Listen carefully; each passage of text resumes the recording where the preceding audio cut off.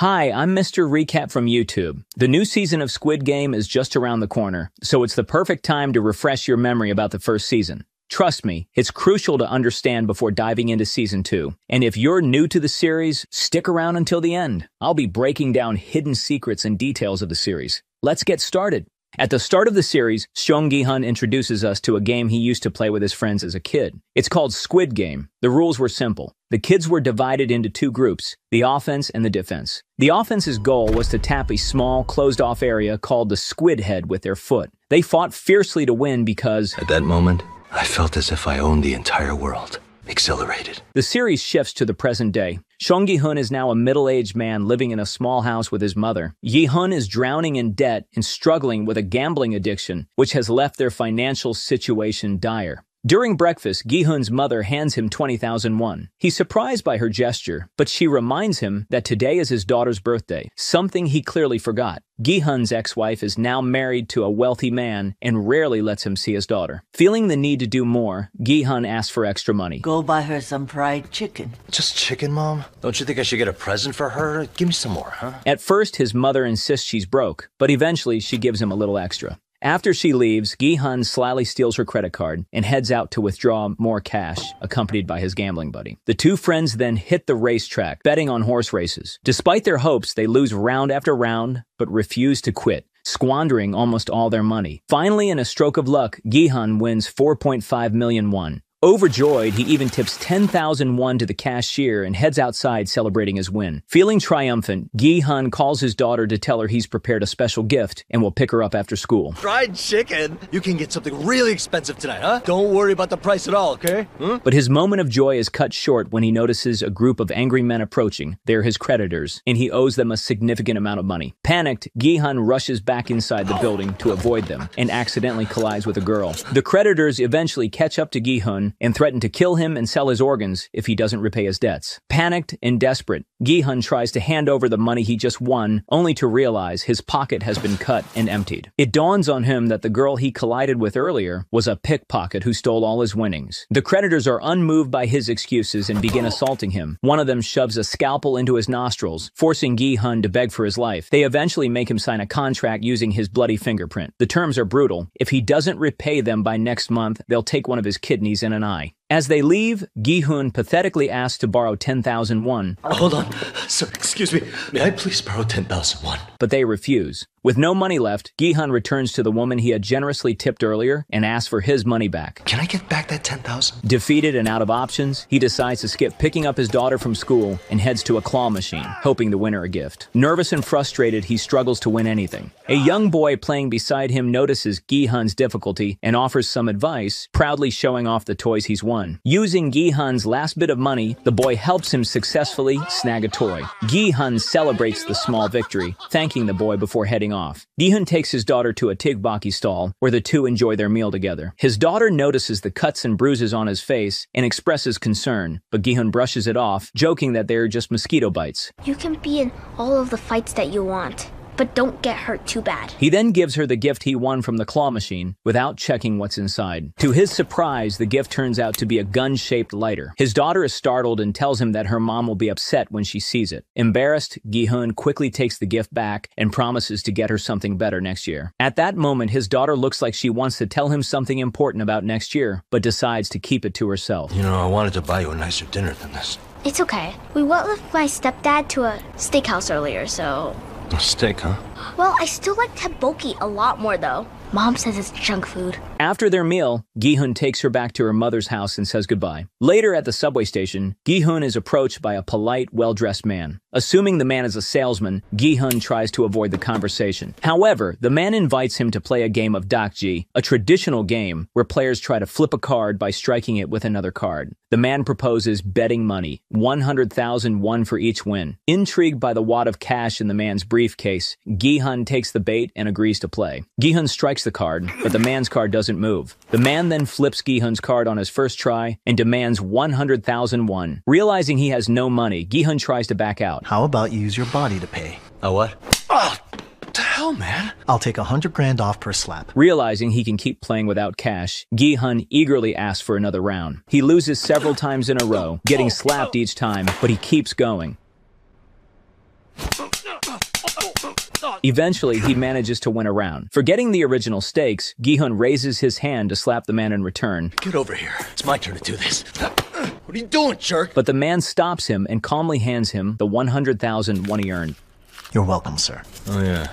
The money. After several more rounds, Gi-hun manages to win a decent amount of money. The well-dressed man then invites him to join his organization, explaining that there are other games like this one. Look, I'm desperate, okay? Still, not that desperate yet. But the man begins to recite detailed facts about Gi-hun's life, including the blood-signed contract with his creditors. Alarmed, Gi-hun nervously asks who the man is. In response, the man hands him a business card. We don't have many spots left. On his way home, Gi-hun runs into an elderly woman, the mother of his childhood friend Sang-woo. She proudly mentions that Sang-woo is currently on a business trip to the United States. Tell him to give me a call when he gets back in town. After all I did, he got into Seoul National University thanks to me. I used to take him to school when we were young. Gi-hun buys some fish from her, paying 10,000 won and telling her to keep the change. Frick, that was 12,000 won. During dinner, Gi-hun hands some money to his mother, but she immediately questions where it came from, suspecting he either gambled or stole it. All day I worked my hands and face off to earn this money for us. She breaks the news that his ex-wife and her family are planning to move to the United States, meaning Gi-hun won't be able to see his daughter Gyeong anymore. Shocked, Gi-hun feels helpless because his ex-wife has full custody of their daughter. The mother then emphasizes the gravity of the situation. She'll forget how to speak Korean. She won't be able to talk to you like she can right now. You're going to become a stranger to her. Gi-hun's mother mentions that she's consulted people familiar with the law. According to them, if Gi-hun can prove he can financially support Gyeong, he might be able to claim custody. This realization weighs heavily on Gi-hun. Desperate and determined not to lose his little girl, Gi-hun picks up the business card given to him earlier and dials the number. A voice on the other end provides him with an address to go to. Later, a van pulls up in front of Gi-hun, and he's instructed to get inside. As soon as he steps into the vehicle, he notices that the other passengers are unconscious. Before he can react, a gas begins to fill the van, quickly knocking him out. When Gi-hun wakes up, he finds himself in a large room filled with bunk beds and several other people who look just as confused as he is. His clothes have been changed and all his personal belongings are gone. Surveillance cameras monitor every corner of the room. As Gi-hun surveys the situation, he meets an elderly man with the number 1 on his jacket. There are 456 here. Oh, look. Well, that means you were given the number 1, and I'm the last. The old man shares that he has a brain tumor and his doctor suggested mental exercises to prevent dementia. If dementia's a concern for you, then what are you doing here? I think you'd want to stay at home, let your daughter-in-law cook your meals for you. Go sit on a comfy chair somewhere and look at your grandkids acting cute. You think so? What about both of your parents? Do they get nice food cooked by their daughter-in-law all day long? Despite the grim circumstances, the old man remains cheerful and talkative. As Gi-hun and the old man talk, a commotion breaks out nearby. The girl who stole Gi-hun's money the day before is being attacked by a tough, intimidating man who seems to be a gangster. The man berates her angrily, claiming that he took her in when she fled from North Korea, taught her how to survive, and helped her build a life, only for her to betray him and leave. You took more from me than whatever I might possibly owe. If all that's true, how come you ran then? Gi-hun seizes the opportunity to confront the girl about his stolen money, demanding she return it. The argument escalates, but before it can spiral out of control, the facility's staff, dressed in pink suits and masks, enter the room, commanding everyone's attention. The staff formally welcome the players and announce that they will be participating in 6 games over the course of 6 days. Those who manage to complete all 6 games will win a massive cash prize. One of the participants turns out to be Sang-woo, Gi-hun's childhood friend. Sang-woo, skeptical of the situation, steps forward and questions the staff, demanding to know why anyone should trust them after they were gassed and brought here against their will. In response, a guard with a square symbol on their mask reveals Sang-woo's personal information. The truth comes to light. Sang-woo is buried in debt after secretly embezzling money from his clients' accounts to invest in high-risk derivatives and futures markets, only to suffer devastating losses. Current loss 650 million won. Gi-hun is shocked to see him, as Sang-woo's mother had mentioned he was on a business trip to the United States. The guard doesn't stop there. They go on to expose the financial situations of other players, reciting their debts and even showing video footage of their desperate recruitment moments. You all have debts that you can't pay off. I'll give you one last chance to choose. Will you go back to living your old and depressing lives, getting chased by your creditors, or will you act and seize this last opportunity we're offering here? If you had one shot, one opportunity to seize everything that you ever wanted in one moment, would you capture it or let it slip? Was that Eminem? Yes. Shortly after, a massive glass piggy bank is lowered from the ceiling, capturing everyone's attention. The staff announces that the piggy bank will be filled with money as they progress through the games, starting with the first one. The promise of a grand prize intrigues the participants, but the staff also gives them the option to leave the game now. Confused but tempted by the potential fortune, everyone decides to stay and play. Before proceeding, the players are asked to sign a consent form outlining 3 rules. First, players are not allowed to stop playing once the game has started. Second, any player who refuses to play will be eliminated. Third, the games will only be terminated if the majority agrees to end them. Despite the strange terms, everyone signs the form, gets ready for the first game. The contestants are led out of the room into a hallway reminiscent of an M.C. Escher maze, with twisting staircases and vibrant, surreal colors. Along the way, their photos are taken, and the images instantly appear on the floor of a control room. Inside the room, the mysterious frontman, dressed in a sleek black mask, observes the players through monitors. The contestants are then brought to a large open field dominated by a creepy statue of a young girl on one side. Gi-hun spots Sang-woo and takes the opportunity to ask why he lied to his mother about being in the United States. However, Sang-woo brushes him off, clearly unwilling to talk about his life. An announcement instructs the players to stand behind a white line, signaling the start of the game. Meanwhile, in the control room, the frontman receives a call, assuring the caller that preparations for the first game are complete. He takes his seat in front of the monitors, ready to oversee the proceedings. Back on the field, the contestants are told the first game is red light, green light. The rules are simple. They must cross the field within 5 minutes. When the statue says green light, they can move forward, but when it says red light, they must freeze. Any motion detected by the statue during red light will result in elimination. The game begins smoothly. Everything seems normal until the statue detects motion, and a player is abruptly eliminated, shot dead on the spot. The other players are stunned, unable to believe what just happened. Bang! Did you hear that? When green light is called again, the victim's friend hesitantly approaches the body, only to confirm that the man is truly dead. Hey, you got eliminated, idiot. You can stop with the act. The player, overcome with fear, tries to run back to the starting line, but is immediately gunned down in front of everyone. Chaos erupts as players begin to flee in all directions, triggering the statue to detect mass movement. The result is a horrific bloodbath as bullets rain down, leaving a pile of bodies near the entrance. The field becomes a slaughterhouse, with only a handful of contestants frozen in terror, unable to move. And just look at this extra. He's moving. Thought we wouldn't notice, but we did. Meanwhile, in the control room, the front man watches the carnage unfold on his monitors, sipping alcohol and listening to jazz played by unsettling mechanical dolls. As the chaos subsides, the remaining contestants stand frozen, paralyzed with fear. However, one player stands out, the old man with number 1. He smiles as he confidently moves forward, unbothered by the deadly stakes. His calm demeanor encourages the other players, Red light. inspiring them to regain their composure and move more cautiously. Gi-hun, still frozen on the ground, struggles to find the courage to move. Sang-woo urges him to continue, suggesting he use other players as cover. Taking the advice, Gi-hun carefully moves forward, hiding behind others. The pickpocket girl uses the same strategy, skillfully positioning herself behind her former boss. Who is that? I hear you. The bitch who crossed you. You little shithead. Want me to cross you one last time? Let go of me, please. Quit trembling, you jerk. Green light. Red light. As the game progresses, more players are killed. Right at the finish line, Gi-hun loses his balance just as the doll announces red light, but player number 199 saves him by grabbing his collar, preventing him from falling. Both manage to cross the line just a second before time runs out. Several contestants, including Gi-hun, Sang-woo, the old man, and the pickpocket girl, manage to reach the finish line and survive the first game. Meanwhile, the guards systematically eliminate those who remain on the field. An enormous mechanical roof closes over the field, and as the camera pans out, it reveals that the entire game is taking place on a secluded island. The staff begins cleaning up the field, collecting the dead bodies. Disturbingly, some of the bodies are still alive, but are nonetheless incinerated in furnaces.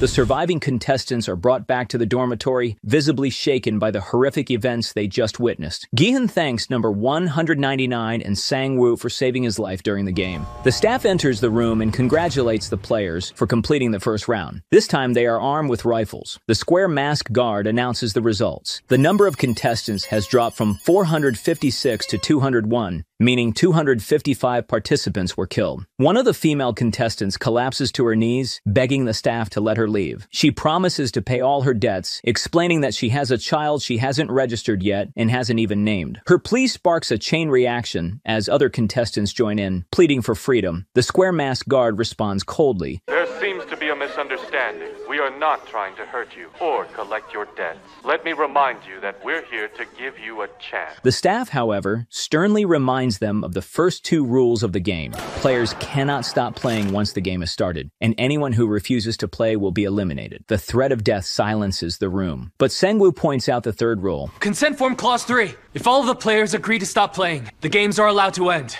Or am I wrong? The staff agrees but suggests showing the prize money before they vote. A dramatic moment unfolds as the massive piggy bank is lowered and filled with bundles of cash, leaving the contestants in awe. The staff explains that 100 million won is added to the prize for every eliminated player. With 255 players dead, the total prize now stands at 25.5 billion won, an amount that could change their lives forever. However, there's a catch. If they choose to end the game, the families of the deceased players will each receive 100 million won, but the remaining contestants will walk away with nothing. Sir? So then, if we can complete all 6 games, how much do we get? Since there were 456 players, the total prize money is 45.6 billion won. The temptation of the prize money causes some players who were previously against the game to reconsider. The official vote begins, conducted in reverse order of the players' numbers. Gi-hun, as player 456, votes first, deciding to end the game. The voting proceeds, creating tension as the results begin to narrow. After a long and suspenseful process, the votes are split evenly. The final and deciding vote comes down to player number 1, the old man. Gi-hun fears the worst, believing the old man, who has a brain tumor and seemingly nothing to lose, will vote to continue the game. But to everyone's surprise, the old man votes to end it. With that, the majority agrees to stop the game, and the staff announces that the players will be allowed to return home. Hey! Okay, anybody who wants to can go, but let the ones who want stay to the end though! They add, however, that if the majority of the contestants ever want to play again, they will be contacted. In the next scene, Gi-hun and the pickpocket girl are unceremoniously dumped out of a van with their hands tied. Gi-hun unties the girl, hoping she'll return the favor. At first, she takes her belongings and prepares to leave without helping him. Wait, what are you doing? You gotta untie me! Yeah, why's that? I just helped you, what the hell?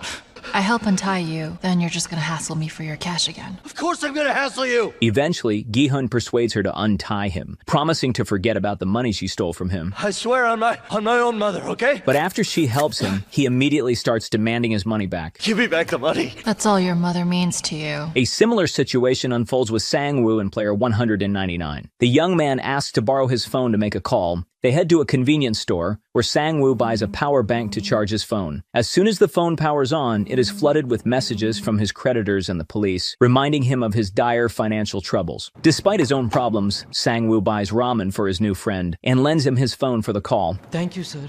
The gesture deeply touches the young man, who hadn't expected such kindness. He reveals that he plans to walk all the way to his hometown from Seoul. Feeling sympathy, Sang-woo gives him some money for bus fare. I don't have money to pay you back. I won't ask you to do that. Take it, okay? Thank you. Thank you so much, sir. Listen, I'm not your sir, so stop calling me that. I'm sorry. The two part ways shortly after. Meanwhile, Gi-hun heads straight to the police to report his kidnapping and the deadly games. However, the officers find his story absurd. Claims of being forced to play children's games for survival and then being released because of a vote sound like nonsense. As the commotion continues, Detective Jun-hee notices the scene. Gi-hun hands the police the business card he was given, hoping it will serve as proof. One of the officers calls the number on the card, but a random woman answers, completely unaware of what they're talking about. I'll play all the games you asked me to. If you want to play games, go to an internet cafe. What's wrong with you freaking pervert? This only adds to their disbelief, and they ultimately kick Gi-hun out of the station. Afterward, Jun-hee approaches one of his colleagues asking about Gi-hun and the situation. He notices the business card with the geometric symbols and becomes intrigued. Gi-hun returns home, only to find his mother missing. The door is open, which seems unusual to him. Confused, he steps outside and unexpectedly encounters Sang-woo, who is watching his mother from a distance. Gi-hun encourages his friend to start fresh and tell his mother the truth, but Sang-woo reveals the grim reality of his situation. 6 billion won?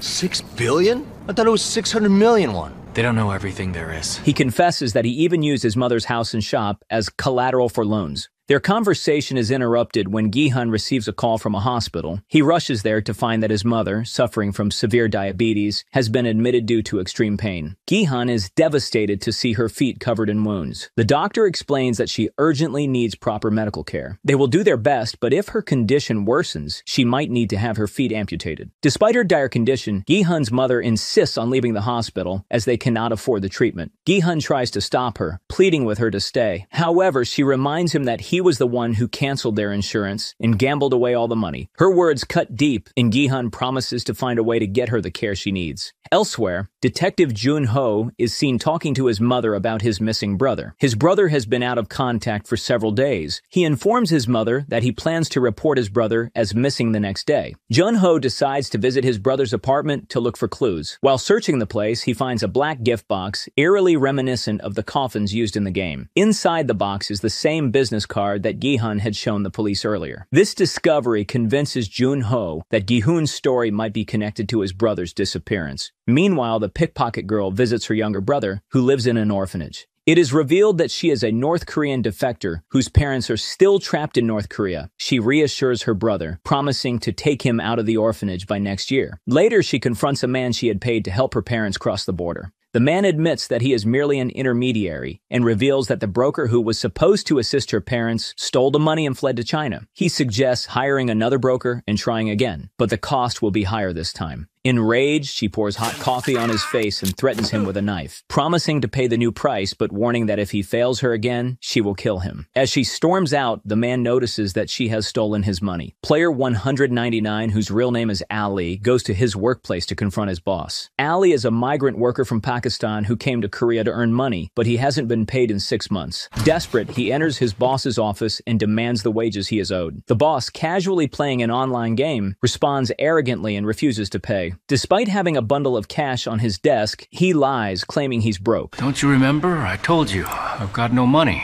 I'm so damn broke. I need a doctor. Ali shows his hand, revealing that he lost 2 fingers while working the job and can't even afford proper medical treatment. However, the boss dismisses his pleas and tries to leave the office, unwilling to continue the conversation. The situation escalates into an argument, and in a moment of frustration, Ali accidentally shoves the boss into a heavy machine, crushing the man's fingers. As his boss writhes in pain, Ali seizes the bundle of money and flees. Back at home, Ali hands the stolen money to his wife, urging her to take their son and return to Pakistan. He promises to follow them later, but insists they must leave immediately for their safety. Ali hugs his wife tightly, knowing this might be the last time they see each other. Meanwhile, Sang-woo calls his mother and continues to lie about being in the United States. His mother, overjoyed, asks if he's eating well and living comfortably abroad. They share a pleasant conversation before she ends the call, blissfully unaware of the truth. Moments later, police officers approach Sang-woo's mother at her shop. They inform her that Sang-woo is under investigation for embezzling his client's money and ask her to notify them if he contacts her. Shocked and humiliated, the old woman is left embarrassed in front of her customers. At the same time, Sang-woo sits alone in his apartment. Wearing his suit, he sinks into a hot tub, ready to commit unthinkable. As he prepares to give up, the doorbell rings. Startled, he gets up to check, only to see a business card with the familiar geometric symbols slipped under his door. Meanwhile, Gi-hun struggles to find a way to pay for his mother's medical treatment. Desperate, he asks a friend to lend him money, but the friend refuses. Overwhelmed, Gi-hun turns to drinking. While drinking, he is joined by the old man, who casually strikes up a conversation. It's you. You are player 456, right? Yeah, that's me, yeah. They drink together, sharing their thoughts and plans. To Gi-hun's surprise, the old man admits he intends to return to the game. Gi-hun is horrified and questions how the old man could willingly go back to such a nightmare. The old man, however, explains his reasoning. He believes the guards were right when they said life outside the game is worse than the games themselves. He confesses that he doesn't want to sit idly and wait for death to claim him. Meanwhile, the gangster, whose real name is Deok-su, instructs his henchmen to gather their crew. He plans to contact the game organizers again, and when the van arrives for him, they will take the driver hostage and extract the location of the game and the prize money. However, his henchman hesitates and reminds Deok-su of his disastrous gambling losses in a Philippines casino, where he crossed the local mafia and ended up deeply in debt. How did you know that? He reveals that no one will work with Deok-su anymore. It turns out the henchman has betrayed him, framing Deok-su and collaborating with the Philippines mafia. Moments later, men from the casino now arrive to settle the score. Enraged, Deok-su kills his henchman for betraying him. As the mafia closes in, he has no choice but to flee. Hey!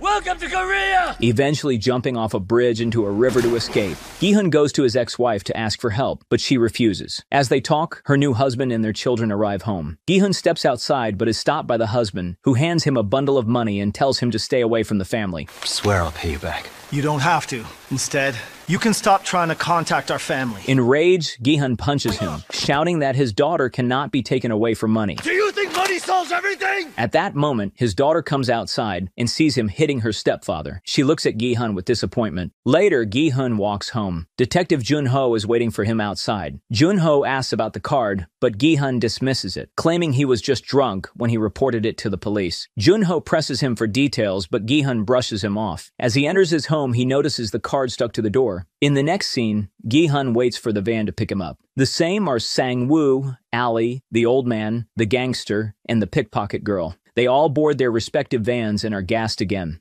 However, the pickpocket girl holds her breath to stay conscious and pretends to fall asleep. Meanwhile, Detective Jun-ho secretly follows Gi-hun. All the vans arrive at a harbor, where the contestants are transferred onto a ship. Unnoticed, Jun-ho latches onto the underside of Gi-hun's van and boards the ship along with them. After some time, the staff in pink suits begin inspecting the players by scanning their ears. Jun-ho, hiding inside a van, pretends to be unconscious. When a guard attempts to scan his ear, Jun-ho quickly overpowers him, choking him unconscious. He changes into the guard's uniform, slips his ID into the man's pocket, and throws him into the sea. As Jun-ho emerges, another staff member notices him and calls out.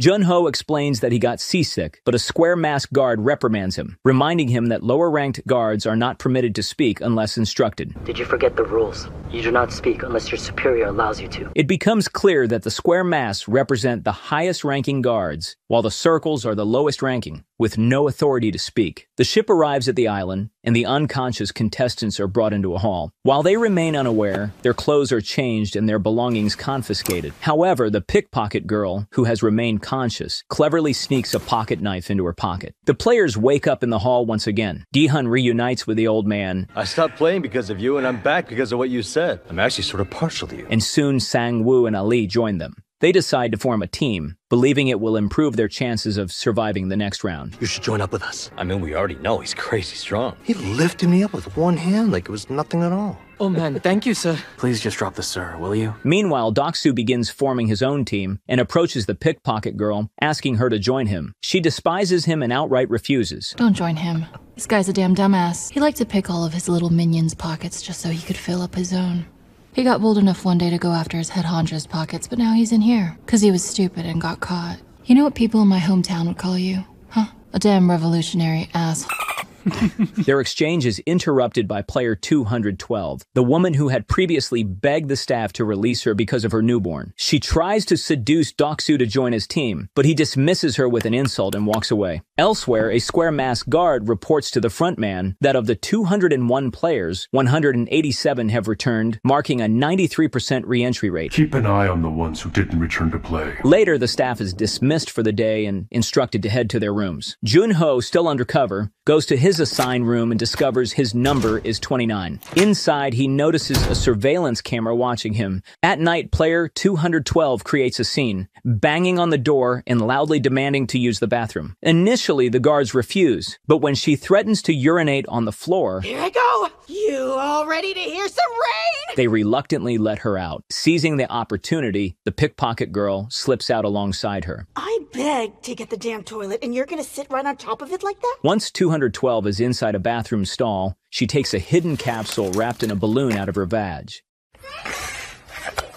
Inside the capsule are a few cigarettes and a lighter. Seriously, all this fuss for a cigarette? I'll never understand it. The pickpocket girl storms into her stall and uses her knife to open the vent on the ceiling. She crawls into the vent system, carefully exploring the facility. Eventually, she finds herself above the kitchen's vent and observes a large amount of sugar being melted. While she investigates, 212 does her best to stall for time. I'm back the hell up in here today! This hurts a lot! It's like trying to push out a kid! as a guard is already banging on the bathroom door, demanding she return. The pickpocket girl quickly makes her way back to the stall before the guards catch her. She shares what she saw with 212, but the woman dismisses it as insignificant. Their conversation, however, is overheard by Sang-woo. Meanwhile, Jun-ho remains in his assigned room, quietly making notes about everything he has observed so far. Suddenly, he hears a strong cough coming from the adjacent room, catching his attention. The following day, during the head count, Jun-ho notices his neighbor, the one who had been coughing, staring directly at him. The players are woken up and served bread and milk for breakfast. Gi-hun and his team eat together, starting to bond. The old man and Gi-hun reminisce about their younger days, with the old man admitting that Gi-hun reminds him of his son when he was a child. Ali, ever kind and grateful, thanks the group for sharing breakfast with him, while Sang-woo remains detached and emotionless. As they talk, an announcement informs the players that it's time for the next game.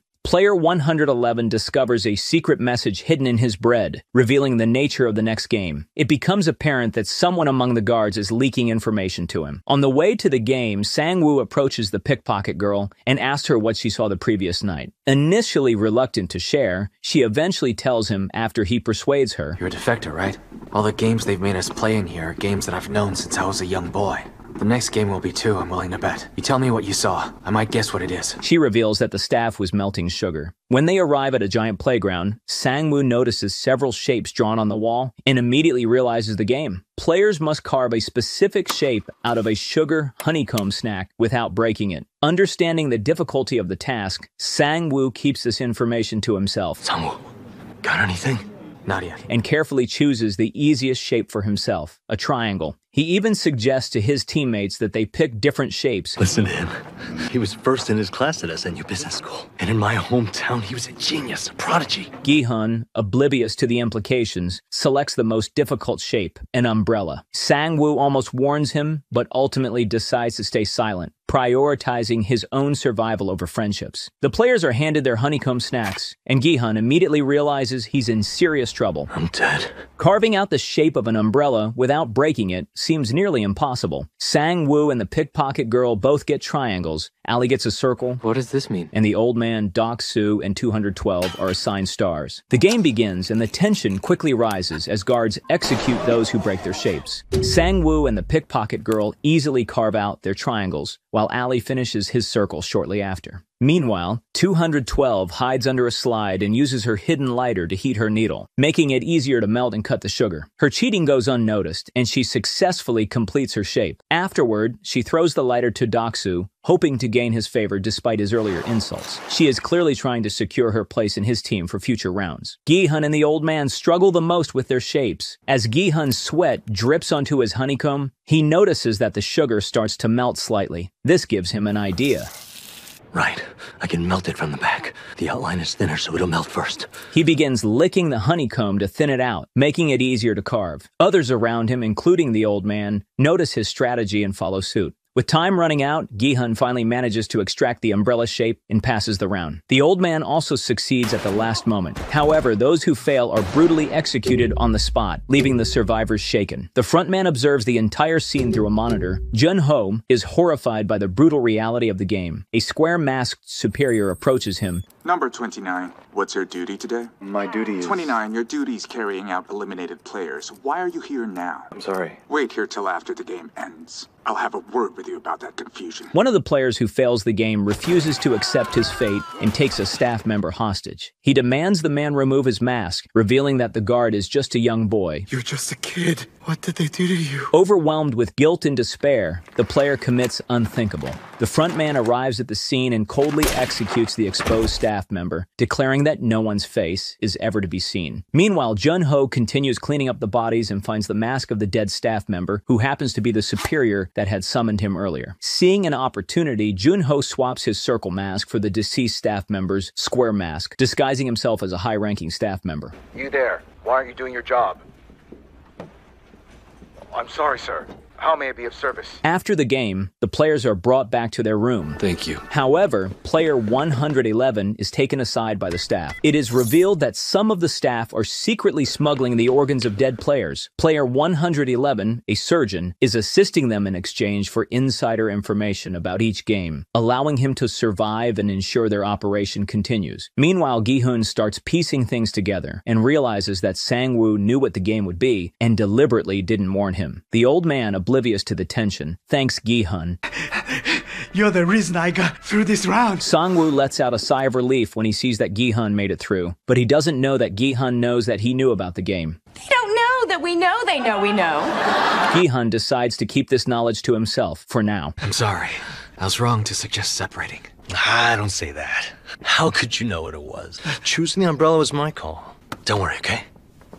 Meanwhile, Deok-su, grateful for 212's help during the game, allows her to join his team. Out of the 187 players who participated, 79 were killed in this round, adding 7.9 billion won to the prize money. The following morning, the players are given a meager breakfast consisting of an egg and a cold drink. Deok-su complains that it's not enough, and 212 suggests he cut the line multiple times to get extra portions. As a result, a few players at the end of the line are left without food. When one of them protests, the guards claim they prepared food for the exact number of players. It was prepared for the exact number. A woman steps forward and reveals that she saw Deok-su's group took food twice, enraging one of the players who didn't get a meal. The man confronts Deok-su, demanding his share back and trying to snatch the cold drink from him. Deok-su, furious, attacks him, and the altercation escalates into a brutal fight. Deok-su beats the man to death in front of everyone. The room falls silent as Sang-woo checks on the man, confirming that he's dead. Gi-hun pleads with the staff to intervene, even looking directly at the surveillance camera to appeal to the front man. However, the staff remain indifferent, simply announcing that player 271 has been eliminated, adding 100 million won to the prize pool.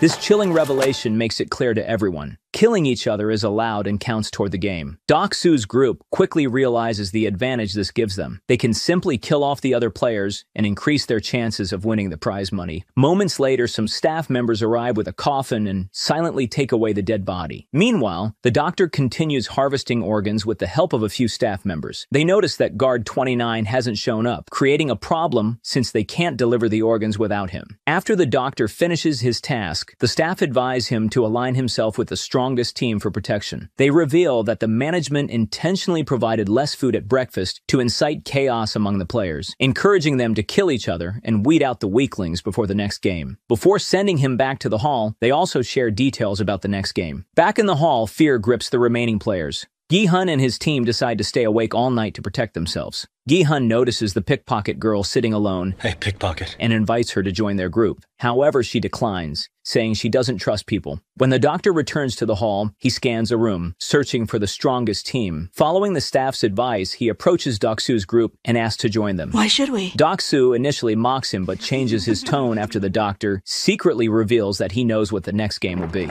Meanwhile, the staff go on high alert, preparing for what they call the special game, anticipating the chaos and violence that will erupt when the lights go out. As soon as the lights go out, Deok-su's team springs into action, attacking the other players. Deok-su makes the first kill, stabbing the woman who snitched on him earlier with a shard of glass. Her screams wake everyone up, plunging the room into chaos. The frontman watches the carnage unfold through the surveillance camera's night vision. He orders a staff member to flicker the lights, illuminating the room intermittently to highlight the violence. The bunk beds collapse under the chaos, turning the hall into a bloodbath. Deok-su's team targets the pickpocket girl, who desperately defends herself with her knife, even managing to stab Deok-su. However, he overpowers her, disarming her and preparing to kill her. She is saved when another player attacks Deok-su, distracting him. She uses the opportunity to flee while Deok-su kills the man. Amid the chaos, Gi-hun's group regroups, but they can't find the old man. The pickpocket girl, now desperate for safety, joins Gi-hun's team, and together they fend off Deok-su's gang. Suddenly, they hear the old man shouting from the highest bunk, begging everyone to stop, saying he is terrified. I'm so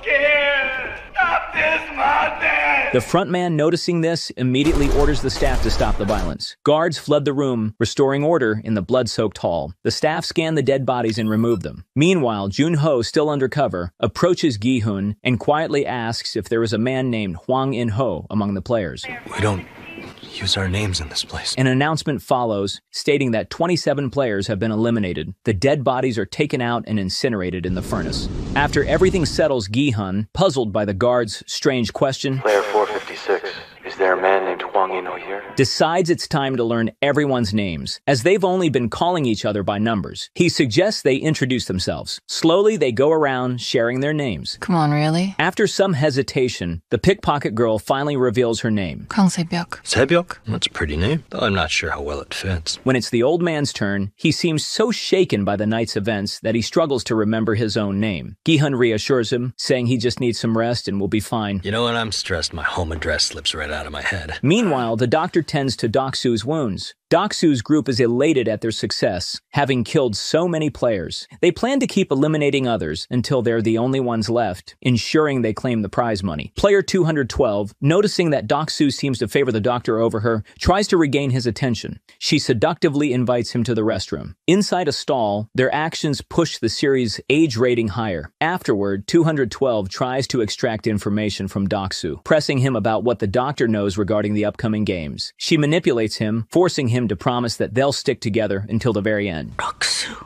you betray me, I'll kill you, okay? Later that night, Jun-hee makes notes in his room once more. He hears his neighbor coughing again and begins to notice a pattern. Writing it down, he deciphers it as Morse code. The message is chilling. The neighbor is calling him by his number, 29. The following morning, the players are woken up and informed that the third game will begin shortly. They are taken to a stark white room and instructed to form groups of 10 people each. Deok-su, already aware of the nature of the game, orders his team to recruit more physically strong men. When 212 asks to join his group, he dismisses her, pushing her to the ground as she begs to be included. Humiliated and furious, she vows to kill him for his betrayal. You betrayed me. You're dead now, got that? Oh, I'm so scared. Meanwhile, Sang-woo, concerned about their chances, points out that their team already includes an old man and a girl, suggesting they need to recruit stronger men to balance things out. The group agrees to find one recruit each. While searching, Sae-byeok notices a young woman sitting alone in a corner and invites her to join their team. The girl agrees, but Sang-woo is visibly disappointed. What about you? Who brought you here?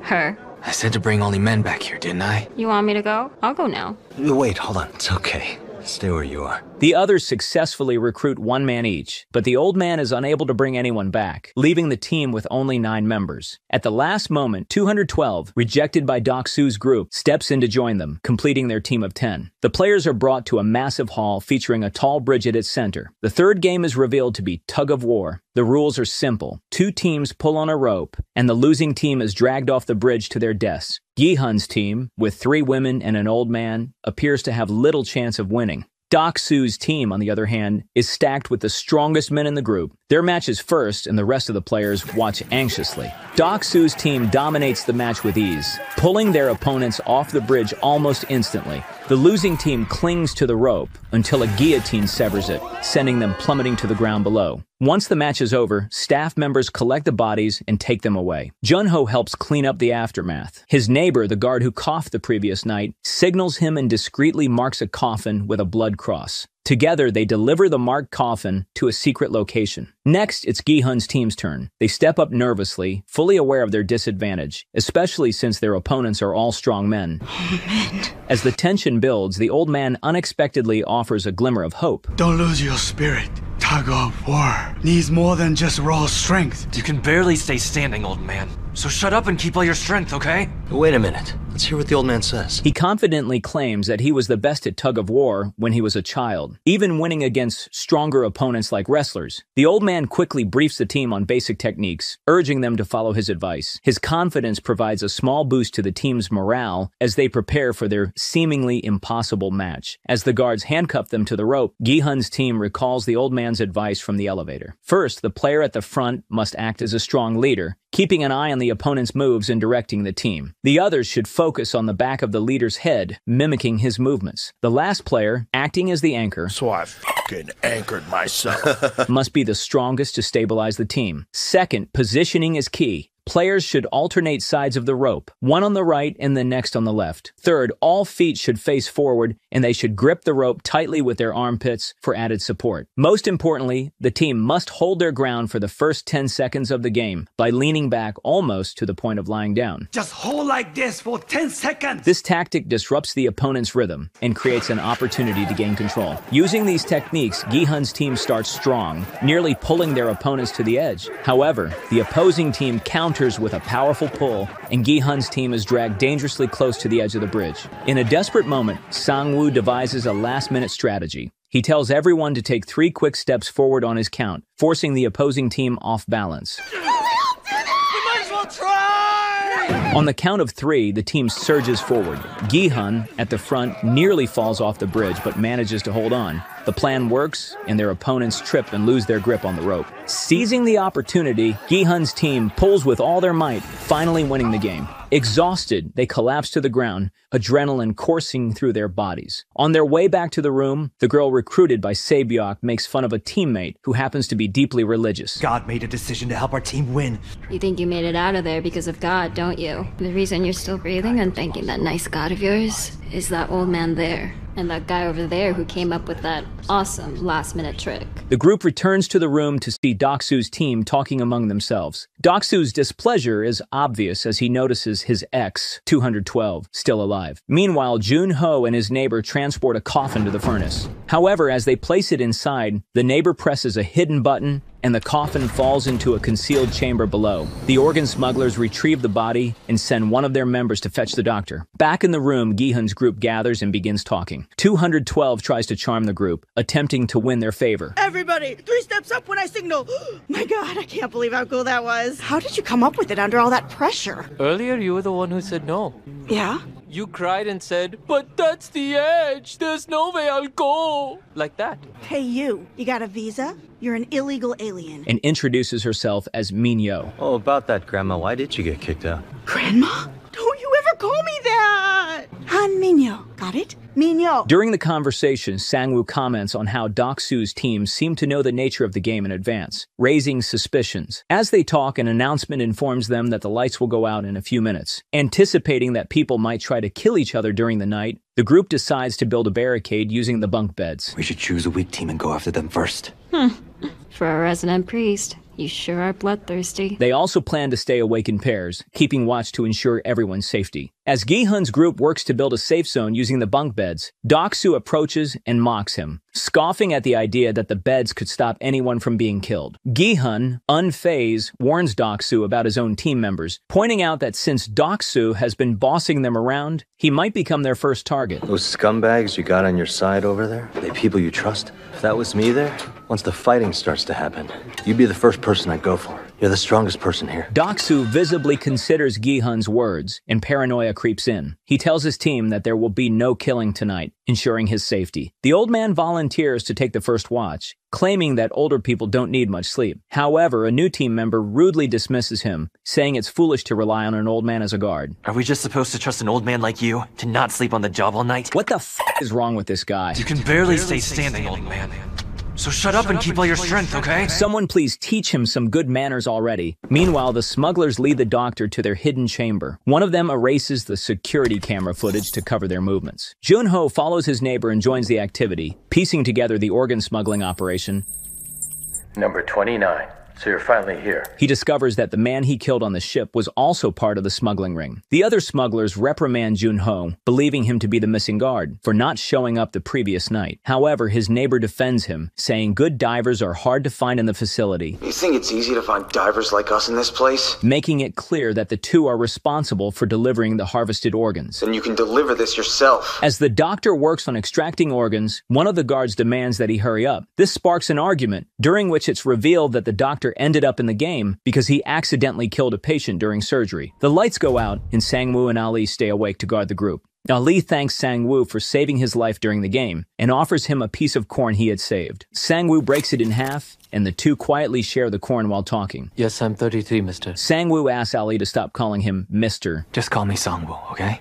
You sure about that, Sang-woo? And they share stories about how they ended up in the game. After some time, Sang-woo wakes Gi-hun to take over the watch. Meanwhile, Deok-su struggles to fall asleep. Gripped by the fear of being killed, his unease grows as he realizes the doctor hasn't returned from the restroom. The old man joins Gi-hun on watch. Gi-hun opens up about his past, sharing how he wasn't paid for 10 years of work because the car company he worked for went into financial trouble. He recalls going on strike, during which his friend was killed. The old man, visibly moved, says he remembers hearing about that incident on the news. As they talk, the old man unexpectedly starts crying. Gi-hun tries to calm him and realizes he has a fever. He helps the old man lie down but doesn't have any water to cool him down. Sae-byeok notices and offers her water, helping Gi-hun tend to the old man. Together, they put him to sleep. With the old man resting, it becomes Sae-byeok and Gi-hun's turn to keep watch. Thanks so much for this. It wasn't for free. You can pay me back tomorrow. While the doctor continues harvesting organs, the guards casually exchange stories. One of them mentions how they were harvesting organs from a player who survived after being shot in the red light, green light game. I thought the thing was dead, but then it shot up like a zombie. It started glaring at me with one of its eyes popping out. The player was still alive at the time, missing a kidney. We didn't even get full price because it only had one kidney. These words unsettle Jun-ho, who remembers that his missing brother had donated a kidney to him when they were kids. Growing suspicious, Jun-ho begins asking pointed questions about what happened to the player, discreetly preparing to draw his weapon. Hold on. Why do you need to ask? You were there for the whole thing. What the hell? Don't you remember? You got rid of the body with your own hands. Number 29. However, their conversation is interrupted when the doctor angrily scolds them for distracting him from his work. Once the doctor finishes harvesting the organs, he hands them over to Jun-ho and his neighbor, assigning them to dive underwater and deliver the organs to the buyers waiting at sea. After they leave, the doctor asks the remaining staff about the next game. To his dismay, they admit they don't know what it will be. We haven't been told what it is yet. Panicking, the doctor demands answers, insisting that if they don't tell him, he'll be killed in the next round. He grabs one of the staff as a hostage and orders the other to figure it out immediately. A fight breaks out, and the doctor ends up killing one of the staff. The doctor flees into the hallways but becomes disoriented in the maze-like facility. Unable to find his way back, one of the guards follows him to the playground where the honeycomb game was played. The guard tries to calm the doctor, warning him that if they are caught, they'll all be executed. Dropping his rifle and removing his mask, the guard promises to resolve the situation and asks the doctor to put down the crowbar. However, as the doctor begins to let his guard down, the staff member discreetly grabs a knife and prepares to attack him. Before he can strike, the front man arrives and shoots him. The front man coldly addresses the wounded staff, declaring that he doesn't care what they do with the dead bodies. Whether you sell the dead bodies' organs, or eat them, or whatever, I don't give a damn. But under no circumstances are they allowed to share information about the games with the players. These people suffered from inequality and discrimination out in the world, and we're giving them one last chance to fight fair and win. But you broke that principle. After delivering his warning, he executes the guard and orders to eliminate the doctor as well. At the same time, Jun-ho and his neighbor descend through an emergency exit, which the man claims is reserved for the VIPs. The VIPs? Who are they? That's as much as I know. Suspicious of Jun-ho's questions, the man demands he remove his mask, threatening him with a knife. When the man sees that Jun-ho is an imposter, he asks who he is, but Jun-ho quickly draws his gun and aims it at him. Jun-ho accuses the man of harvesting organs from his brother, who woke up during the procedure. The one you've been calling a zombie. With the one kidney, the one you put on the table who woke up. Know where that other kidney went?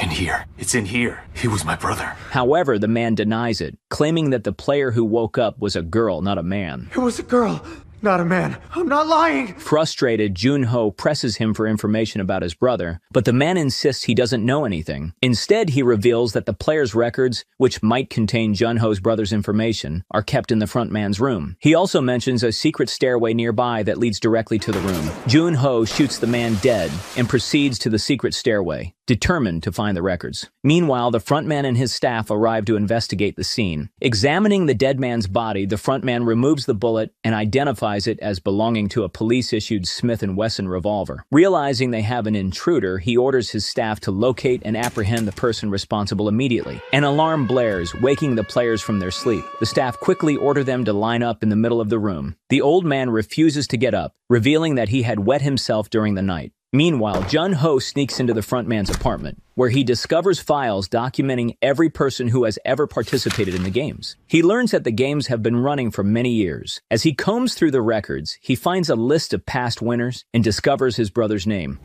revealing that his brother won the game in 2015. Back in the hall, the players are lined up. Gi-hun notices the old man's distress and helps him by tying his jacket around his waist to spare him from embarrassment. Thanks so much. The players are then marched through the halls. They are horrified to see the bodies of the doctor and the staff who assisted him hanging from the ceiling. An announcement is made, warning that this will happen to anyone who breaks the rules for personal gain. Jun-ho continues collecting evidence, taking pictures of the documents in the frontman's apartment. Suddenly, a phone rings, and he quickly hides as the frontman enters the room. The frontman answers the call, speaking in English to someone on the other end. He reports the incident involving the doctor and reassures the person that everything will proceed smoothly once the VIPs arrive. Jun-ho carefully listens, trying to gather more information. After the frontman leaves, Jun-ho picks up the phone and attempts to call the police, but the call doesn't go through. The players are brought to an empty white room and instructed to pair up into teams of 2. Gi-hun's group hesitates, exchanging uncertain looks as they realize they'll have to compete against each other. Min-yo approaches Gi-hun, attempting to sweet-talk him into teaming up with her. When he doesn't respond, she moves to Sang-woo, Then I'll be your dream girl all night long. who also declines her offer.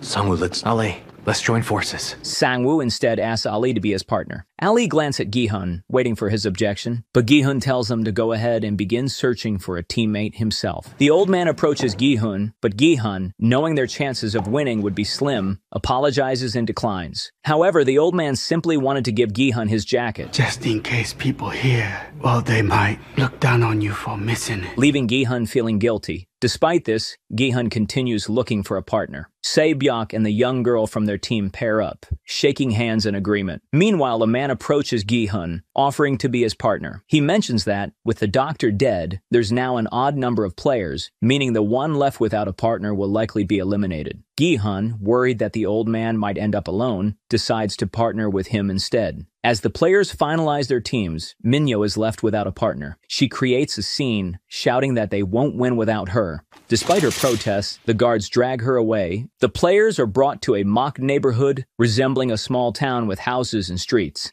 Gi-hun and the old man notice how the alleyways look like their childhood homes, sparking nostalgic memories. Meanwhile, Ali and Sang-woo share a moment, promising each other that they will win the money together for their families. The staff hands each player a bag containing 10 marbles. Gi-hun quickly realizes the nature of the game and asks the old man if he knows how to play. To his relief, the old man happily reveals that he was very good at marble games as a child. Confident in their chances, he suggests that they become ganbu, a term that means partners who share their marbles if one loses too many. They pinky swear to be ganbu, cementing their bond. Their confidence is shattered when it's announced that the pairs will be playing against each other. Each player is instructed to play any marble game they choose. Shit, man. With the objective of taking all 10 marbles from their partner. The winner survives while the loser is eliminated. The announcement leaves everyone in shock. Many had paired up with their closest allies or trusted friends. For one man, the heartbreak is even greater as he realizes he must play against his wife. Oh boy. Most players choose games such as throwing marbles into a pit or guessing how many marbles their partner is holding.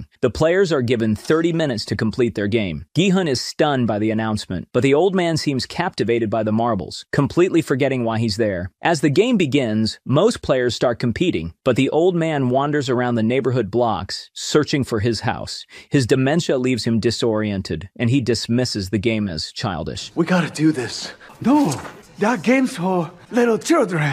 Gi-hun, frustrated and desperate, tries to stop him, pleading with him to play. When the old man refuses, Gi-hun loses his temper and slams him against a wall, shouting that they'll both die if they don't participate. Trembling in fear, the old man reluctantly agrees to play. Elsewhere, the two girls, Sae-byeok and Ji-yeong, admit they don't know any traditional marble games. What game are we gonna play? You tell me. These boomers know all these games. 10 marbles and we can create our own game. Ji-yeong suggests they play one final round for all the marbles at the very end, using the rest of their time to get to know each other better. Meanwhile, Ali and Sang-woo, who have grown to treat each other like brothers, now find themselves forced to compete. Ali hesitates, unwilling to play, but Sang-woo convinces him they have no choice. So both of us should do nothing then? So we should just die? Or will one of us die so the other can go on? Since Ali doesn't know how to play, Sang-woo teaches him. In their game, one player hides a certain number of marbles in their fist, and the other guesses if the total is odd or even. A correct guess wins all the marbles in the fist. They begin playing, and Ali guesses correctly at first, taking 2 of Sang-woo's marbles. As the game progresses, Ali wins round after round. I would like to play with someone else. Shut up and keep playing with me, come on. Eventually leaving Sang-woo with just 1 marble. Sang-woo grows increasingly frustrated, his composure slipping. You gotta be cheating.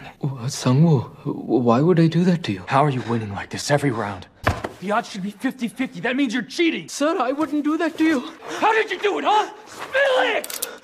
Meanwhile, Sae-byeok and Ji-yeong share personal stories about their families. Sae-byeok reveals that her father was killed while attempting to cross the border. Her mother is imprisoned in the north, and she is the sole caregiver for her younger brother. She dreams of winning the money to reunite her family, bring her mother to safety, and provide a home for her brother. She even admits she'd love to visit Jeju Island someday. Ji-yeong laughs and teases her, saying she could do much more with the prize money. Do Hawaii. Hold on. Go to the Maldives for a while instead. And have a mojito too. Mojito? Oh no, we gotta fix that then. Well, once we're out of here, we'll have a girls' night out and make mojitos and everything, okay?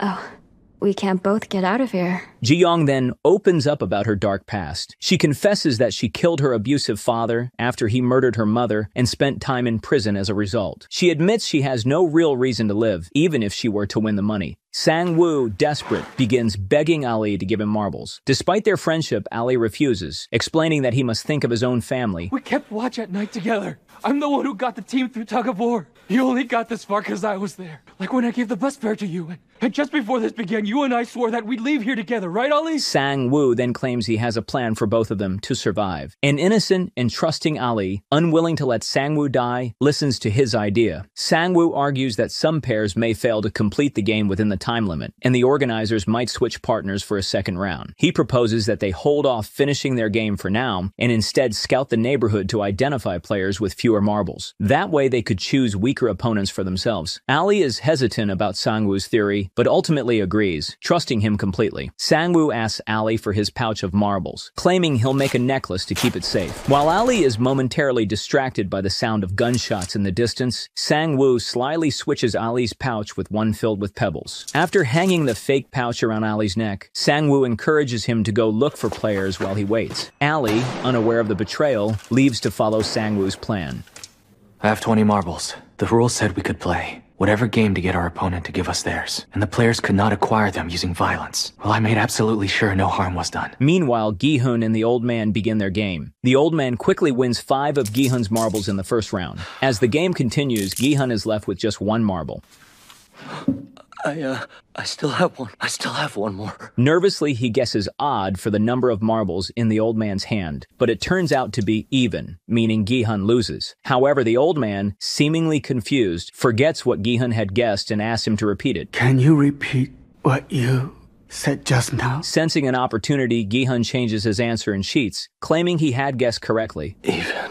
I lost this one. From that point on, Gi-hun takes advantage of the old man's dementia to win each round. With every victory, guilt consumes him. He feels as if he's killing the old man with his own hands, and tears begin welling up in his eyes. When the old man runs out of marbles, he reminds Gi-hun of their Ganbu pact and asks him to lend some marbles. I'd love to keep playing. Gi-hun refuses and prepares to leave. Just then, the old man pulls out one last marble from his pocket, which he had kept hidden. Instead of playing, however, he begins wandering off again, searching for his house. Deok-su finds himself losing nearly all of his marbles to one of his minions. Frustrated, he appeals to the rule of equality, demanding they change the game. We're playing something else. No way. We already did things how you suggested. You people said we're equals. What is this? I think we should play a new game here. Request accepted. They agree to play a different game. Whoever successfully throws a marble into a hole will win all the marbles on the ground. Luck eventually turns in Deok-su's favor when his marble accidentally lands in the pit, securing his victory. That blue one that went in, that's mine, ass! With only 3 minutes left in the game, Ji-yeong and Sae-byeok decide to play one final round. They agree to throw a marble toward the wall, with the one landing closest winning. Sae-byeok goes first and does well. When it's Ji-yeong's turn, she intentionally drops the marble at her feet, making Sae-byeok the winner. Hey, what are you doing? Sae-byeok, upset, confronts Ji-yeong, insisting she goes again because it wasn't fair. Ji-yeong refuses, explaining that she has nothing to live for, unlike Sae-byeok, who still has her brother and dreams of reuniting her family. The two share a heartfelt goodbye before a staff member shoots Ji-yeong. Kang, Sae-byeok! I'm honored that we were partners. Meanwhile, Ali frantically searches for Sang-woo as the clock runs down. Sang-woo! He reaches for his pouch, only to discover that it's filled with pebbles. Sang! Realizing Sang-woo betrayed him, Ali sheds a tear of disbelief and heartbreak. Moments later, a guard shoots him dead. Player 199 eliminated. Gi-hun and the old man are the last pair remaining. They prepare to play one final game, but the old man suggests betting all their marbles on it. You're gonna take yours and bet it all, and I'll do the same. Keeps everything fair. I wager all I got, just to get your one? What kind of nonsense is this? Makes no sense at all! So then, that's what you did this whole time. Does tricking your friend like that make sense to you? It reveals the old man faked his dementia, allowing Gi-hun to win. Overwhelmed with guilt, Gi-hun watches as the old man happily hands over his last marble. It's yours anyway. Saying that Ganbu buddies always share marbles. The old man thanks Gi-hun for spending time with him, adding that it meant a lot. Gi-hun embraces the old man, sobbing, before walking away. As he exits, the old man calls after him, saying he remembers his name. My name is Il-nam. Gi-hun steps out of the house and hears a gunshot behind him, signaling Il-nam's death. Meanwhile, Ali's body is placed into a coffin by the staff. The frontman orders his staff to expedite the search for the intruder, stressing the urgency as the VIPs are about to arrive. The surviving players are escorted back to their room. Deok-su enters first and is shocked to see Min-yo resting peacefully on her bed. She mocks him, gloating that she didn't have to play the game because she didn't get a partner. Min-yo explains that fairness is the foundation of the games, and since the doctor's death left her without a partner, she was spared. Now only 17 players remain. In the frontman's apartment, the phone rings. He approaches it and immediately senses something is off. After answering the call, he is informed that the VIPs are about to arrive. Hanging up, the frontman retrieves his gun and calls out for Jun-hee, revealing that he knows someone is in the room. The bullet you shot was from a Smith & Wesson M60 revolver, standard issue for Korean police. The frontman explains that he always places the phone receiver down a certain way, and Jun-hee, unaware, had placed it incorrectly, revealing his presence. The frontman methodically searches the apartment, gun in hand. As he searches, he is interrupted by another call. His staff reports that they've discovered a body on the island's north coast. The frontman leaves to investigate, unaware that Jun-hee is hidden behind the shelves. Meanwhile, the players are overwhelmed with grief and guilt from the last game. Many have lost someone they were close to, and the weight of their actions hangs heavily over them. Sang-woo, however, coldly tells Gi-hun not to dwell on it, reminding him that the old man was just a stranger they had known for a few days. One player who had come to the facility with his wife and was forced to compete against her in the last game is visibly distraught. Blaming himself for her death, he snaps and pleads with the others to end the madness by voting against continuing the remaining 2 games. Sang-woo fiercely opposes the idea, arguing that the prize money is worth the sacrifices of those who have died. You think your wife will stop being dead if we all go now? He tells the man that if he feels so guilty, he should have taken his wife's place instead. Sang-woo harshly points out that leaving now won't absolve him of the guilt for what he's already done, and that they must see the games through to the end. Gi-hun, clutching the marble the old man gave him, realizes the harsh truth in Sang-woo's words. No matter what happens, they won't be able to escape or forget the choices they've made in the game. The front man arrives at the north coast to inspect the body Jun-hee had thrown into the sea when he first infiltrated the island. The staff find Jun-hee's ID in the man's pocket and assume the deceased is the police officer. However, the frontman's demeanor noticeably changes when he examines the ID. Just then, he receives a call informing him that the VIPs have arrived. The frontman quickly goes to meet his superior, the main organizer of the games. The superior removes his golden, bedazzled animal mask and instructs the frontman to personally welcome the VIPs, stating that he doesn't want to be the one to greet them. The VIPs turn out to be wealthy foreign elites who bet on the players' lives as casually as others bet on horse races. The frontman greets them with a formal apology on behalf of the host and escorts them to their exclusive lounge. Meanwhile, back in the players' room, no one dares to sleep, fearful of being killed during the night. The man whose wife died in the last game is consumed by guilt and despair. Remembering Sang-woo's harsh words about taking her place, he ties a bedsheet around his neck and commits unthinkable. In the VIP lounge, one of the VIPs watching the surveillance footage becomes irritated, complaining that he had bet $1 million on the man who just committed unthinkable. What convinced you to bet so much on number 69? Oh, it's such a beautiful number. 69. Oh, you dirty dog. The other VIPs laugh it off, showcasing their callous indifference. From their conversation, it is revealed that similar deadly games are held in other countries as well. Simultaneously, Jun-ho ambushes and kills a waiter assigned to serve drinks to the VIPs. He changes into the waiter's uniform and disguises himself, hiding his phone in his sleeve to covertly record everything. Back in the players' room, an alarm blares, waking everyone. They see a coffin being brought in and realize the man has committed unthinkable. Before they can process the event, they are summoned for the 5th game. In the VIP lounge, the guests relax in their luxurious surroundings, eagerly placing bets on the players. Who are you betting on this time? 96. What's your reason? Well, if I can't do 69, I'll try 96.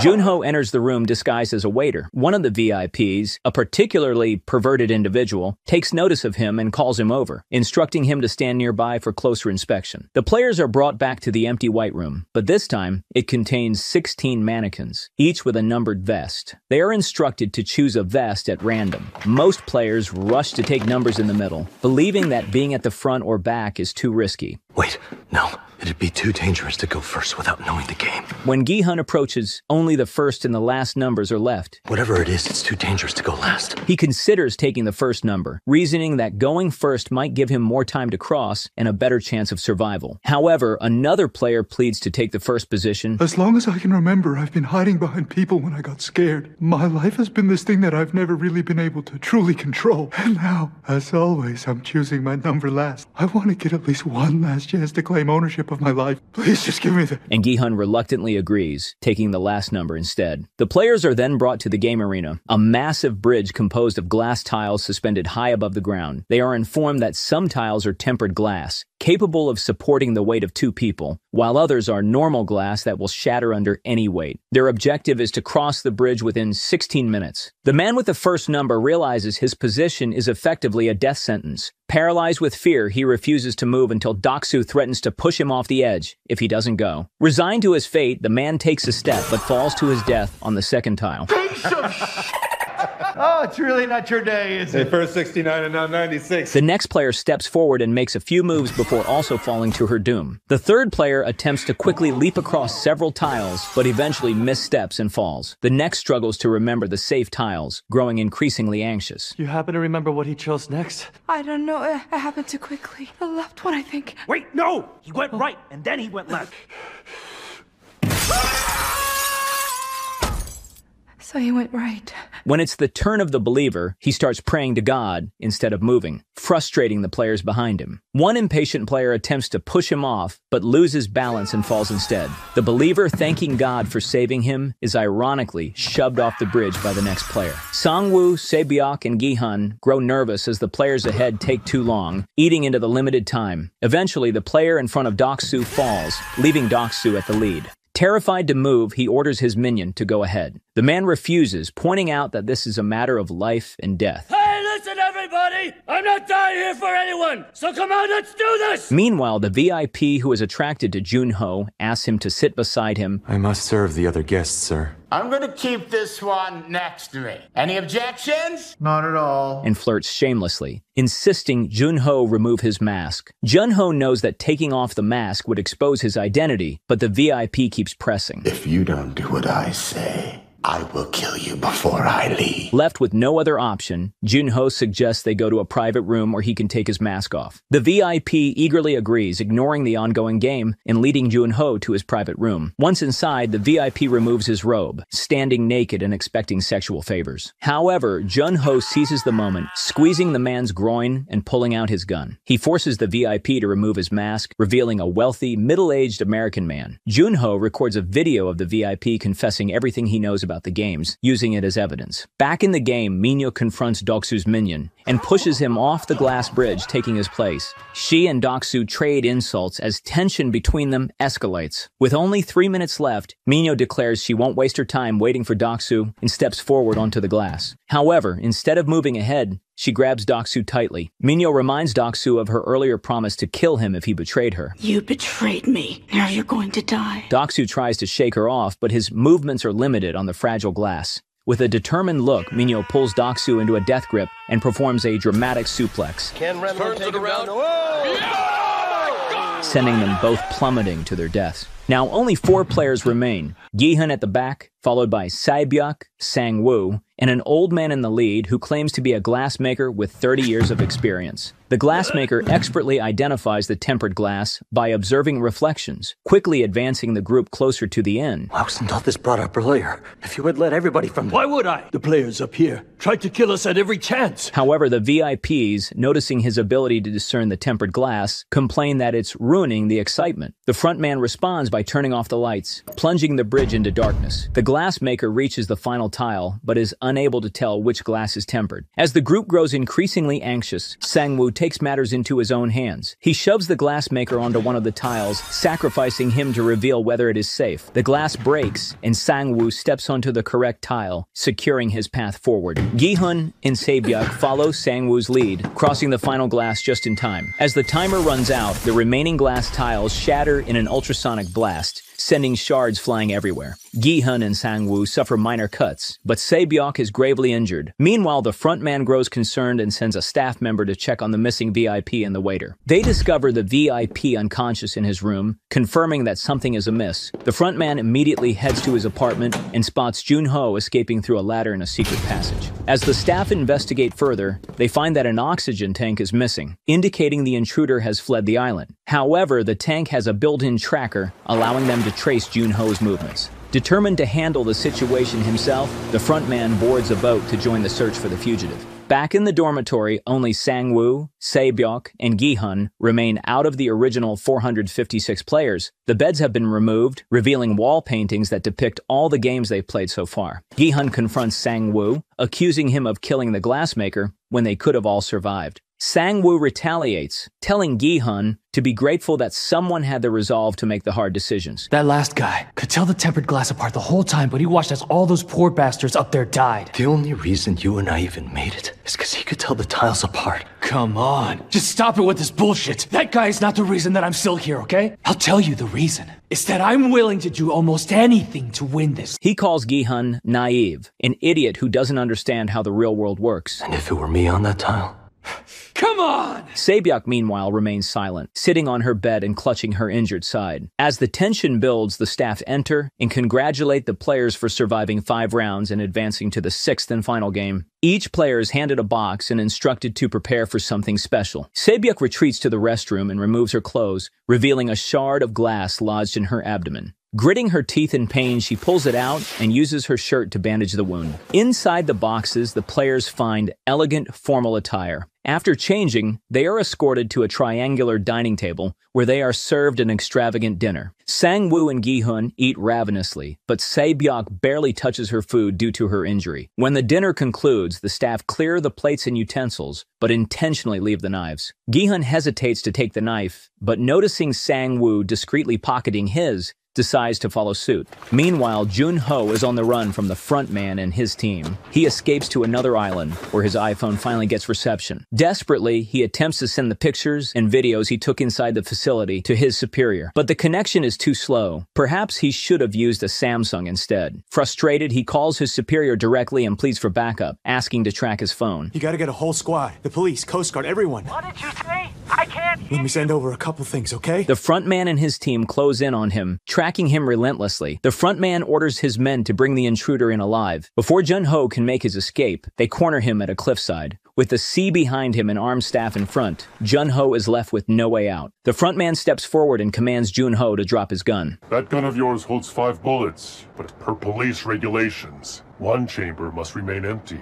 and 1 must be filled with a blank. That leaves 3 live rounds. You've already used 1 to kill a man, and another 1 to break the lock, which means that there's only 1 bullet left in your gun. But Jun-hee refuses, standing his ground. 1 bullet's more than enough to kill you. Instead of backing off, the front man moves closer, prompting Jun-hee to fire a shot that grazes his shoulder. Despite being injured, the front man remains calm and orders his men not to interfere. He then asks Jun-hee to surrender and come with him. As the standoff intensifies, the front man removes his mask, revealing his identity. Jun-hee is frozen in shock. Standing before him is his brother. In-ho. The very man he had been searching for. In-ho urges Jun-ho to join him, but Jun-ho refuses, shaken by the revelation. With no other choice, In-ho reluctantly raises his gun and shoots Jun-ho in the shoulder. Wounded and unable to hold his ground, Jun-ho falls backward into the sea below. In-ho, visibly affected, replaces his mask. Back in the facility, the trio returns to the room, each retreating to their respective corners, avoiding one another. Gi-hun approaches Sae-byeok cautiously, asking if she's okay. Initially, Sae-byeok points her knife at him, but lowers it when he assures her he means no harm. Gi-hun admits he only took the knife because he doesn't trust Sang-woo anymore, and suggests they work together in the next round. Still in pain, Sae-byeok asks Gi-hun what he plans to do if he wins the money. Gi-hun replies that he will pay off his debts, get medical treatment for his mother, and try to be a better father to his daughter. Sae-byeok shares her story about her younger brother, who is in an orphanage. They promise to look after each other's families if either of them wins. Later, Gi-hun notices Sang-woo lying on his bed, seemingly asleep. Driven by anger and distrust, Gi-hun approaches Sang-woo with his knife, but Sae-byeok stops him. She reminds him not to stoop to Sang-woo's level, urging him to stay true to his humanity. Just then, Gi-hun notices Sae-byeok's injury. Blood is soaking through her shirt, and she's visibly weak. Panicking, Gi-hun yells for the staff, banging on the door and demanding they help her. The staff enter, but instead of bringing medical aid, they carry a coffin. Gi-hun turns back to Sae-byeok, only to see Sang-woo standing over her with his knife. In the brief moment Gi-hun was distracted, Sang-woo slit her throat. He literally killed the girl after she saved him from Gi-hun just moments earlier. Life is truly unfair, especially in Korean series. Consumed by rage, he lunges at Sang-woo, attacking him. The guards intervene, pulling them apart. Gi-hun can only watch helplessly as Sae-byeok's body is taken away and incinerated in the furnace. Meanwhile, the front man, in the privacy of the bathroom, removes the bullet from his shoulder. Staring into the mirror, he sees his brother's reflection, staring back at him. You know why? Sang-woo and Gi-hun are escorted to the final game. Standing face to face, the staff announce that the last game is Squid Game, the same game the two played together as children. To determine roles, they flip a coin. Gi-hun wins the toss and chooses to play offense. The two are led to a field that used for the very first game, red light, green light. In the center of the field, a squid-shaped geometric figure is drawn on the ground. The VIPs observe from an elevated platform as the frontman explains the rules of the game. He describes Squid Game as a traditional children's game in Korea. Gi-hun, as the attacker, must enter the squid's figure and reach the squid's head, tapping it with his foot to win. Sang-woo, as the defender, must prevent Gi-hun from reaching the squid's head by pushing him out of bounds. If a player is unable to continue the game for any reason, the other player automatically wins. The player is unable to continue. Could you explain that? That would be referring to the player's death. This effectively means they can resolve the match through hand-to-hand combat, killing each other. Among all the games that kids played back then, it was the most physical and violent. The frontman informs the VIPs that all forms of violence are permitted in the final game, with no restrictions. Gi-hun takes his position at the starting point, tying his shoelaces while discreetly grabbing a handful of sand. Sang-woo, standing in the squid's figure, prepares to defend his position, gripping a knife tightly in his hand. Gi-hun asks Sang-woo if he remembers how they used to play Squid Game as kids. Sang-woo lunges at him, but Gi-hun throws sand into his eyes, temporarily blinding him and making his way to the squid's neck. As tension rises, the sky darkens, and rain begins to pour. Sang-woo, knowing Gi-hun is enraged over Sae-byeok's death, tries to justify his actions. He claims that she was going to die anyway, and he simply spared her further suffering. Gi-hun, however, isn't swayed by Sang-woo's excuses, accusing him of killing her out of greed. Cornered, Sang-woo finally admits that he killed Sae-byeok because Gi-hun would have stopped the game to save her, and the majority might have voted to end it. Sang-woo couldn't bear the thought of returning home with nothing after coming so far. Gi-hun, furious, draws his knife and tells Sang-woo how Sae-byeok had stopped him from killing Sang-woo the night before. Determined to stop Sang-woo from winning at any cost, Gi-hun attacks. The two engage in a brutal knife fight, slashing and stabbing at each other under the relentless rain. As the fight progresses, they both lose their weapons and begin wrestling in the mud. Their exhaustion evident, but their rage keeping them going. Eventually, Sang-woo grabs a knife and stabs Gi-hun in the thigh, leaving him limp on the ground. Standing over him, Sang-woo asks if he remembers this playground from the first game red light green light. Sang-woo moves to deliver the final blow, aiming the knife at Gi-hun, but it only stabs his palm. Gi-hun retaliates, biting Sang-woo's leg and turning the tide of the fight. Bloodied and exhausted, Gi-hun gains the upper hand, pinning Sang-woo to the ground. After the ground and pound, Sang-woo takes the knife out of his palm and stabs the ground beside Sang-woo's head. Even after all Sang-woo has done, Gi-hun refuses to kill him. Gi-hun rises and limps toward the squid's face to claim victory. The VIPs cheer, declaring Gi-hun the winner. A staff member raises his gun to execute Sang-woo, but before he can pull the trigger, Gi-hun intervenes. He asks if terminating the game by mutual agreement would allow both of them to leave alive. The staff hesitates and contacts the front man for clarification. The VIPs are visibly stunned, watching in disbelief as Gi-hun appears willing to forego the prize money to save his unfaithful friend. A gravely injured Sang-woo looks at Gi-hun and reminisces about their childhood, asking if he remembers how Sang-woo's mother used to cook supper for them after their games. Gi-hun extends his hand, begging Sang-woo to come home with him and end this nightmare together. However, Sang-woo, overcome with guilt and despair, apologizes to Gi-hun. He takes the knife from the ground and commits unthinkable, just as he had once considered doing in the bathroom before returning to the game. Gi-hun freezes in shock as Sang-woo takes his last breath. Before dying, Sang-woo asks Gi-hun to take care of his mother. Heartbroken, Gi-hun cradles his friend's lifeless body, tears streaming down his face. With Sang-woo's death, Gi-hun is declared the final winner of Squid Game and the recipient of 456 billion won. In the next scene, Gi-hun is inside a limousine with his hands tied and his eyes blindfolded. The frontman is with him, congratulating him on winning the game. Why do you do it?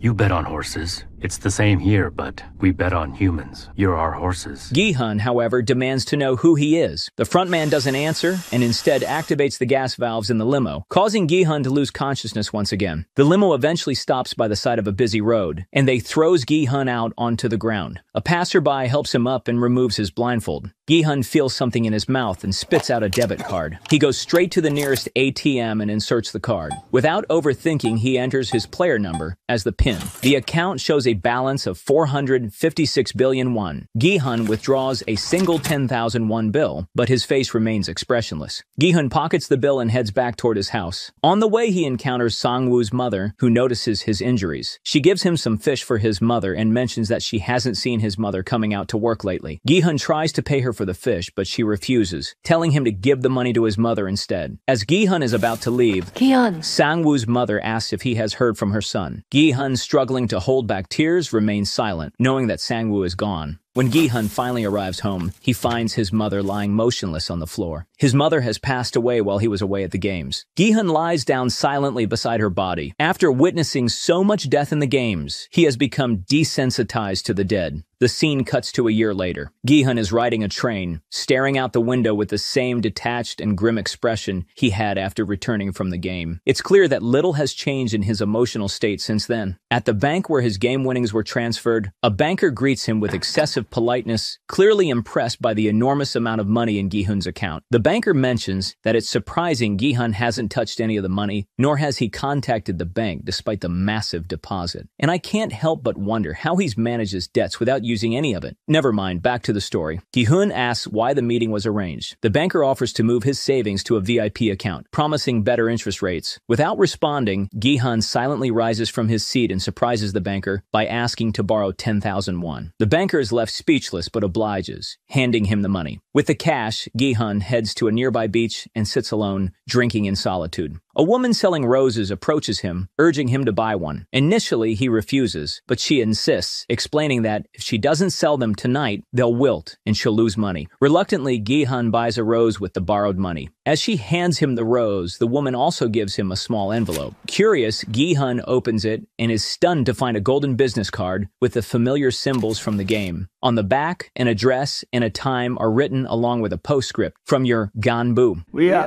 Gi-hun is struck with disbelief but feels a surge of determination. He realizes this might be his chance to uncover the truth about the games and the people behind them. Gi-hun goes to the address written on the card and enters a room where an old man lies on a hospital bed. As he approaches, Gi-hun freezes in shock. It's player number 1. Oh Il-nam. Il-nam removes his oxygen mask, and Gi-hun stares at him, struggling to comprehend what he's seeing. Il-nam asks for a glass of water, which Gi-hun silently gives him. Once composed, Gi-hun demands to know who Il-nam really is, whether he was the mastermind behind the games, and why they let him survive. Il-nam ignores the questions, instead pointing out a drunk man passed out on the street below through the window. He asks Gi-hun if he still trusts people after everything he has been through. Gi-hun grows increasingly irritated and repeats his questions. Finally, Il-nam proposes a game. If someone helps the drunk man before midnight, Gi-hun will win, and Il-nam will answer all his questions. But if no one helps, Il-nam will be the winner. Frustrated, Gi-hun loses control and grabs Il-nam by the neck, ready to strangle him. But Il-nam calmly reminds him that killing him won't provide the answers he seeks. Reluctantly, Gi-hun lets him go. With 20 minutes left until midnight, they wait in tense silence. Gi-hun finally asks again who Il-nam really is. The old man comes clean, revealing that he is the mastermind behind the games. He explains that he and a group of extremely wealthy friends, bored with their endless money and lack of happiness, created the games as a way to add excitement to their lives. Il-nam admits he wanted to meet Gi-hun because he noticed he hadn't touched his prize money and was still living his old life. He asks if Gi-hun's avoidance of the money stems from guilt. The cash is your reward for your hard work and luck, and you have every right to use it now. It's yours now. Gi-hun retorts, saying that Il-nam should feel guilty for orchestrating the deaths of so many people. Il-nam, however, claims that every player joined willingly and was not forced to participate. Gi-hun then questions why Il-nam joined the games himself when he could have simply watched. Il-nam explains that he missed the innocence of his childhood and wanted to relive those days one last time before his brain tumor claimed his life. Watching the games wasn't the same as experiencing them firsthand. As they wait, a girl approaches the drunk man but quickly walks away. Il-nam reflects on his time in the games, saying he doesn't regret playing because it brought him true happiness, something he hadn't felt in years. He says that playing with Gi-hun gave him a sense of joy he hadn't experienced in decades. You asked why I let you live. By joining and playing with you, I got that chance to feel again. Thanks to you, I got to remember all these things that I had forgotten long ago. With only seconds left until midnight, a police car pulls up to the drunk man. The girl who walked away earlier had alerted the authorities, and the man is saved just in time. There's someone who cares. Gi-hun wins the bet, but it's too late. Il-nam takes his last breath and dies without his oxygen support. Gi-hun looks at the old man one last time before quietly leaving the room. Then a flashback takes us to the moments following the fifth game. The host of the games removes his mask, revealing himself to be Il-nam. And our guests. Greet them for me, all right? Of course, sir, but why not do it yourself? Because I know that I'm not going to have as much fun watching as playing. Back in the present, In-ho, the front man, enters the room, closes Il-nam's eyes. In the next scene, Gi-hun is at a barbershop. Having finally confronted the mastermind behind the games, he feels a sense of closure for the first time in a year. When he steps out of the shop, his hair is dyed bright red. Gi-hun visits the orphanage where Sae-byeok's younger brother lives. When Gi-hun mentions Sae-byeok, the little boy lights up and starts talking. Gi-hun, fulfilling the promise he made to Sae-byeok, takes the boy to Sang-woo's mother and asks her to care for him. The kind woman happily accepts, treating the child with warmth and affection. Before leaving, Gi-hun hands her a suitcase. After he's gone, she opens it, expecting to find clothes for the boy, but is shocked to discover it's full of money. Overwhelmed, she calls out for Gi-hun, but he is already gone. Later, Gi-hun is on his way to the airport, talking to his daughter on the phone. He tells her he's finally coming to the US to see her after a year, and promises to bring her the birthday present he couldn't give her last year. At the subway station, Gi-hun freezes in shock when he sees the same salesman who originally recruited him into the game. The man is playing the same card-slapping game with another stranger. The salesman smiles knowingly when he spots Gi-hun. Furious, Gi-hun sprints toward him, but the salesman quickly boards a train and escapes before Gi-hun can reach him. Gi-hun picks up the card from the stranger who was about to be recruited. He warns the man not to participate under any circumstances. As Gi-hun reaches the airport, he decides to call the number on the card one last time. When someone answers, he asks for his name, date of birth, and whether he wishes to play the game. Gi-hun gives his name, startling the person on the other end. The voice recognizes him immediately and calls him number 456. The person advises Gi-hun to board his flight and move on with his life, insisting it's in his best interest. Listen carefully. I'm not a horse. I'm a person. That's why I want to know who you people are. But Gi-hun, full of resolve, replies that he will never forgive those who created the games and caused so much suffering. He ends the call and turns around, walking away from the airport. Determined, Gi-hun sets off on a new mission, to bring the game to an end, once and for all.